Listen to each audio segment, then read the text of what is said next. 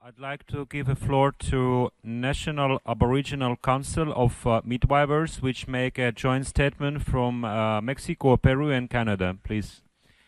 Tansei, I'm an Indigenous midwife from the Métis Nation in what is currently Canada. I'm here speaking on behalf of the National Aboriginal Council of Midwives, Kinal Antzetik, Chirapaq, and the Office of Aboriginal Initiatives at Ryerson University, who are committed to the protection and preservation of Indigenous midwifery, including all related rights and cultural responsibilities. Traditional Indigenous midwives, cultural and clinical knowledges, and their contributions to the well-being and positive health outcomes of Indigenous peoples are largely unacknowledged in state health systems. Indigenous midwives work tirelessly to improve maternal and infant health throughout a person's reproductive life cycle, and most especially during pregnancy, birth, and postpartum. We respond to the specific needs of our communities, and by doing so nurture the social and cultural reproduction of Indigenous life.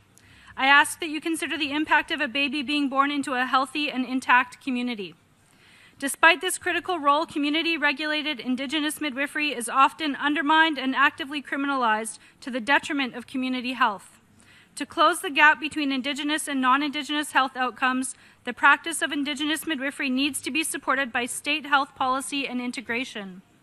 The oppression of Indigenous midwives and the systematic barriers created to prevent Indigenous peoples from accessing Indigenous midwifery care are in direct contravention to Articles 24 and 25 of the Declaration of Rights of Indigenous Peoples and constitute a threat to cultural survival. Therefore, the following recommendations are proposed to nation states and UN agencies. 1. Recognize the harmful systemic effects of colonization and create measurable goals to identify and close gaps in reproductive health inequities between Indigenous and non-Indigenous communities. 2. Support Indigenous self-determination in all aspects of reproductive health, including education, community regulation, practice, and autonomous associations of Indigenous midwives. 3. Eliminate criminalization of Indigenous midwives and make the necessary legislative and regulatory amendments that legitimize Indigenous midwives recognized by their communities as healthcare providers and guardians of Indigenous knowledge.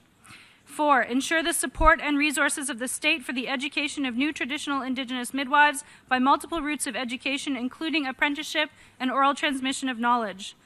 In addition, we remind the organizations of the United Nations and member states that the Permanent Forum on Indigenous Issues has already received recommendations that relate to Indigenous midwifery in the 3rd, 5th, and 9th sessions, and we call for their immediate implementation.